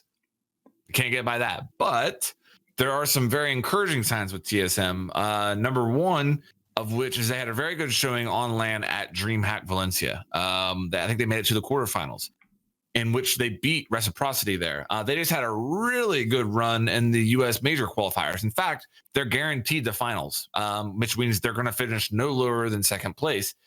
And if they finish first, they get the automatic invite. I'd say there's a really good chance that they will be invited to the Raleigh Major now, and they've proven they can play well on land. And in the run for the U.S. major qualifier, they beat Reciprocity, they beat Luminosity in best of 3 matchups. There's some encouraging signs with that young squad there. So yes, they're in last place, but I think they can start winning some matches here soon. Well, let's hope so. Let's maybe then go through the scores and schedules for, let's try EU. Now, we had a play day today. Yeah, let's maybe quickly look at that. Scores for that were Vitality Penta draw 6-6. Team Empire beat Navi, convincing 7-2 win. Sifu, I believe that is pronounced, which is the former Mouse squad, drew against Chaos 6-6. And then LFO, a very close game against G2 7-5. And then we had a day on last Friday as well, so only literally just before the weekend. LFO beat Navi 7-2, Chaos beat Penta 7-1. We've already discussed it, G2 with a disappointing for them loss against Vitality 5-7, and then Empire beat Sifu 7-3, which takes us to the standings. Team Empire at the top with 16 points, LFO on 15, Vitality 10, Navi 9, Chaos 7, G2 Esports in 6th position on 7 points, Penta on 4, and Sifu on 1. I think it's only today that Team Empire have passed LFO. Is that possible? Yes. So that's only today for the first time. So LFO were the number 1 team the whole way through. They managed to go, they won 5 matches in a row, and only today, finally, they lost to the number 6 ranked, I mean, they're just, it's so odd how they're so good and yet just inconsistent, I think, is the issue. Like, G2 is in 6th, but they can beat and even draw the top 2 teams. So you have that. Former Mouse Squad, they've really been struggling. They've drawn 1 match, and that was against, let's have a look, that was against Chaos today. But not enough. They're still then in the last position there, at least for now. So things are starting to look a little bit worrisome for them. They need to start really pulling forward a little bit here in order to avoid relegation spots. Other than that, Navi have done, I mean, they've stood out to me as a really exciting team to watch, although they're only 1 point behind Vitality, but they're only in the middle of the pack, which is kind of odd. Like, I suppose for them, it's hot and cold. They beat Penta, they beat G2, they beat Sifu, but then they lost against Vitality, LFO, and Empire. So for them, it's either they do well or they don't, and it's just one or the other and almost nothing in between. Any of the other teams stand out to you guys? Well, I'm going to throw a little shade here. How about that? Go on. I want to talk about Penta. So Penta is down there in 7th place. There was a big ruckus recently because Jess, who's Penta's coach, went on to a podcast and said that she felt like Rogue or Ranger, who's Rogue's coach, was their problem. Ranger, Rogue then went on to win Dream Map Valencia. Ranger kind of rubbed it in her face, took that clip and kind of rubbed it in her face. I believe she's on vacation now, holiday, which nothing wrong with that. I think I'm not. Yeah, I think the quotes. Everybody can go on holiday. Like that's not an issue here at all. But something's not right there. And after she put out that. After that whole controversy went down, her teammate, one of the players, put out saying, "Hey, we don't agree with this."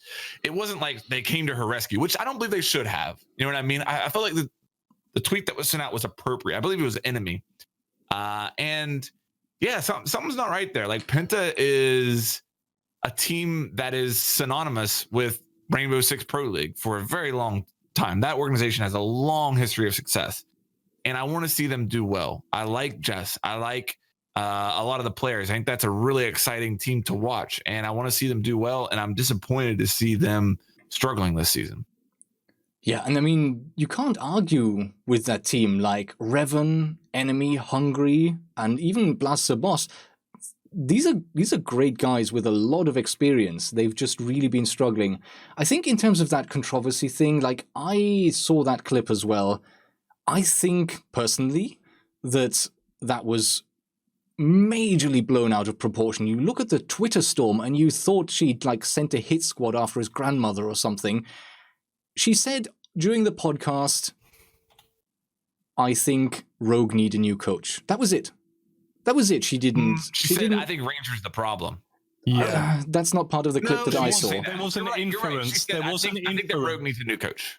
Yeah. They were talking about Rogue, and the clip that I've seen, and like, I've not been able to watch the whole podcast because I think it's locked to subscribers only on Twitch, so I've not been able to see that.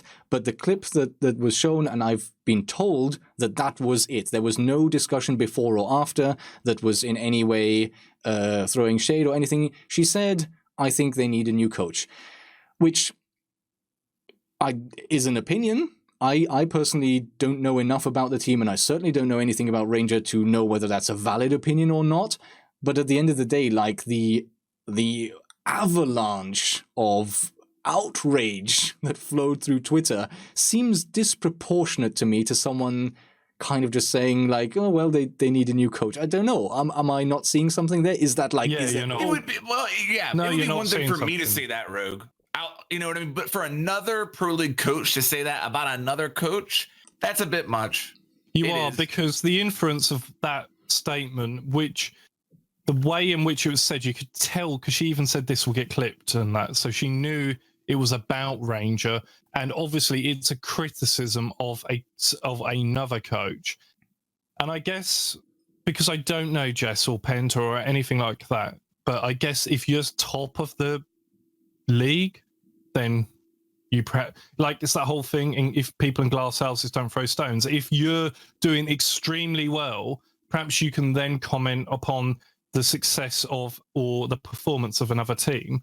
But it's that old thing, isn't it? If your team isn't doing so great, maybe you shouldn't be looking out and talking out about the performance of another coach or team. Well, that's something certainly that has been suggested. But I mean, I think part of the clip also was her saying, regarding the things I've been hearing, they need a new coach. So there is an inference there. We don't know what's being said. We don't know. So obviously something is being gossiped there, and she's making a reference to that without actually telling us what that is. I don't know. It's an ill-considered The context of it is really important too. Like, she could have said, "I think that Rogue needs a new coach because this is what I'm." You know what I mean? Like the part that's clipped almost makes it seem more dramatic than what it is. Because we have no context. I think that it would be one. I think it's one thing for, I don't know. I don't have a problem with her saying that, but she opens the door up for criticism when they go on and win DreamHack Valencia. Okay, I don't have a problem with her saying that. I also don't have a problem with Ranger clipping that and rubbing it in her face. I'm happy with both of these conversations, but it's especially it's just really bad timing for her because her team's not performing well. Plus, she's going on holiday. Again, nothing wrong with her going on holiday. It's been planned for months in advance. I'm not saying there's anything wrong with that, but it's just really bad timing. And again, I want to see Penta do well.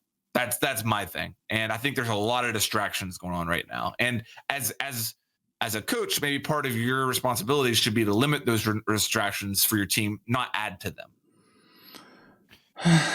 Then again, I mean, we talked about the fact that esports organizations make their bread and butter on the visibility and the audience attracted by their teams, and that includes coaches as well. So I wouldn't be surprised at all if organizations are encouraging their coaches to be more active on Twitter and Instagram and to draw more of an audience for themselves. So we don't know what's going on in Penta. We don't know if this is something that is part of their media strategy, that they have specifically asked her to be visible and to generate an audience.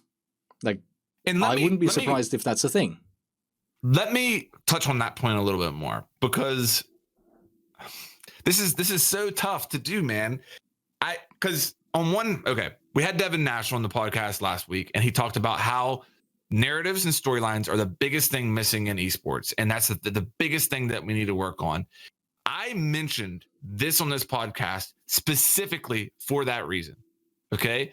And I can see it in my chat, man. My chat is moving faster than it has all day, okay? And I'm not sitting here and I'm not saying that I'm being fake and that I'm throwing out opinions just to draw an audience or just to, I'm not saying that at all. But I am saying that we in the community, I need to be able to say these things on the podcast without you guys thinking that I'm a hater of Jess, because it's not the truth. I love Jess. I think that she's an excellent coach. I love what she does with not only her brand, but for Penta and all that. But at the same time, if there is a storyline that we can kind of talk about that's going to drive emotion and that's going to, drive conversation within the scene, we should be talking about that. And I think that's one of the biggest things I took away from Devin last week on the podcast. And here is a storyline for you. Here is the rivalry. If they come head to head in a LAN event, how amazing is that going to be? Yes. And in my opinion, ESL or Ubi, if they ever play each other at a LAN, that should be brought up. And I'm afraid the community would react to, that's not. Why are we slinging mud? I think that's the term we use in the States. I don't know if you guys understand that term. I mean, we have mud here. We're slinging. That's like mud slingers. Why are we slinging mud? We should be above that. You know what I mean? No, I mean, it's a narrative. You know what I mean? We need to drive a narrative. Indeed. But you shouldn't be so scared that you sit on the fence. I mean, obviously, she spoke up with her opinions, which she was, obviously more than welcome, and it was more than the legitimate opinion for her to have. And then obviously she would expect that other people have an opinion on that.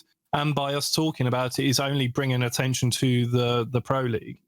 Because I did feel when you first started talking about it, Flank, like you were going to say something, but you had to put in so many caveats and so many little disclaimers that I felt like you almost didn't get to what you wanted to say, because through fear of misinterpretation or misrepresentation of what it was you wanted to say. I mean, especially like the topic we're talking about, a tiny little comment, in my opinion, a tiny little comment that I don't think is even, it's a criticism, but is it that offensive? I don't know. I don't think it's that offensive. And then you saw how it blew up. Yeah, imagine we say something like that was the first thing that went through my mind. Like, you literally, something you say on a podcast, something, opinion you can put out, can just bring this avalanche of just everyone piling onto you from every side.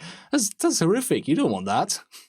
That's something you do have to be very careful about too. Like, you can have an opinion and talk about it, and you have this narrative in the esport, but you certainly don't want people going out and sending like horrible messages to people involved, and, you know, harassment basically of whoever, you know.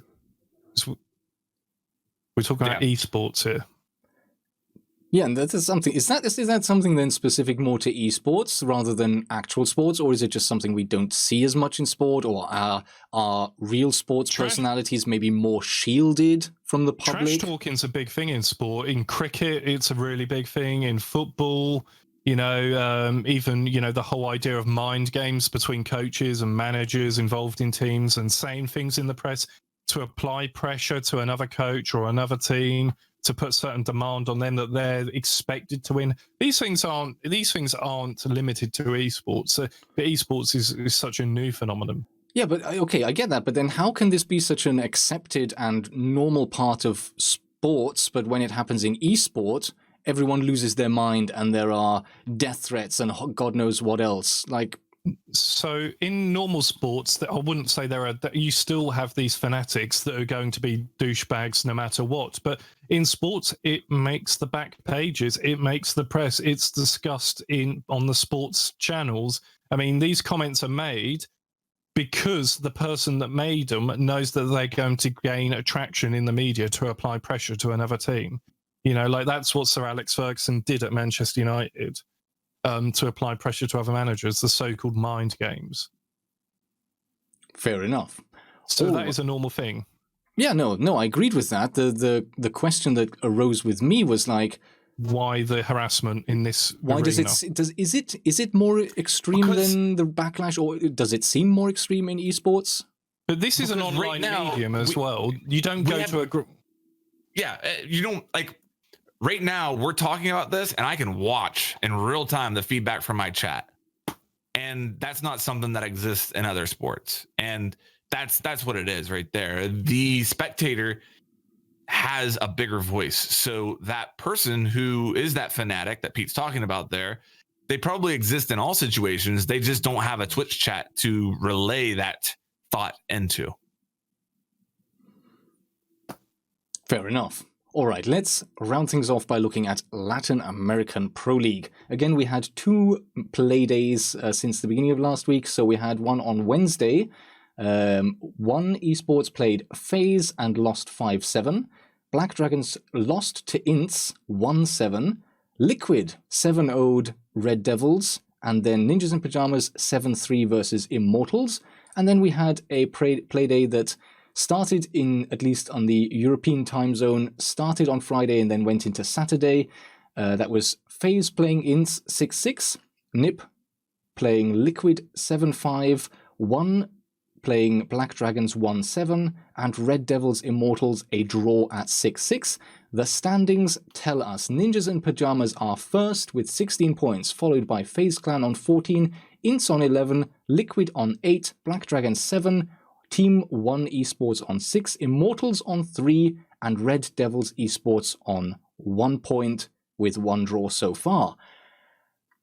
Now, over the last few seasons, LATAM has always been the one region that is the most balanced, where like all of the top teams they're all within a few points of each other, a little bit more separated this season, and I'm really surprised to see Immortals down in 7th place. Like the last 2 seasons back-to-back, they have been top contenders every time. And so far this season, they've managed 3 draws and they're in 7th. That I find surprising. But didn't last season they tied like every match and they were still like in first place? What do I remember something like that? Where it was like they were on the cusp last season, like there were troubling signs last season, but they were still managed to be up top. Yeah, I mean that is probably the biggest thing that jumps out to me, with them being that far down there. Beyond that, I mean, Ninjas in Pajamas playing really well. We've kind of seen that coming. That's a good thing for the scene, I think. And Ince has also like Ince has really stepped on the gas. Like they were always decent, but they were like, if we, like I said, we had like these sort of two groups where the top 4 teams were very close together, and then you had the rest beneath that. They were always kind of like below that top 4 group, if I remember correctly. They've really stepped up. I mean, they've had 3 wins, 2 draws, and 1 loss. But they're only 3 points. They're only 1 point behind FaZe Clan, and they're ahead of Liquid by 3 points as well. So really well done by them. Liquid has had mixed results: 2 wins, 2 draws, 2 losses. Uncharacteristic for them, I would say, because they're one of the top teams in the region in my eyes. Not quite on form. Yeah. Like you say, Immortals and Ints are probably the 2 big stories. Otherwise, it's looking much for muchness. You know, how it did last season. You had the few teams at the top running away with it, and you had that middle of the pack that were quite competitive, and then you had the bottom. But yeah, Immortals are the big kind of surprise this season for sure. I was just looking at their results, and I was surprised to see that they just haven't won a game. It's all draws and losses. Yeah. Not a single win yet. All right. Well, there we are. I'd planned quite a number of questions and answers. Like, there's so many questions from months ago as well. I feel so bad. Stuff that has ended up in my Discord, and I was thinking, today there's no news on Rainbow Six at all. Today's the day when we can finally gather them all together. And I'm still not there. And there's one person called Yona. There's like 5 or 6 questions over the last few months, and I've just not gotten around. I feel so bad. I apologize for that. We will, at some point, hopefully, manage to have an episode where we don't run away with it. Rogue, I've been making a note of some of the questions in my chat, and I think maybe like every so often we do a community-focused episode, and perhaps potentially we're going to have a guest on next week, but it's not 100%, so we can't say. But that guest would definitely be up for answering community questions because they're quite well known in the community. So maybe we could do a community-focused episode next week where we really get into these questions that you guys are asking that we just haven't been able to get around to for a while. Yeah, part of today. One thing out there real quick. You do it because I think it's worthy of discussion here. What do you guys make of the fact that we're not going to come even close to the community challenge and the showdown event for the Boss G skin? They underestimated how difficult it was, I think, and maybe I would wonder whether people have played it more than the first 2 or 3 days. Perhaps they had an expectation that there would be more people in there compared to previous events that they've had, and maybe there hasn't been as much replayability with this particular event.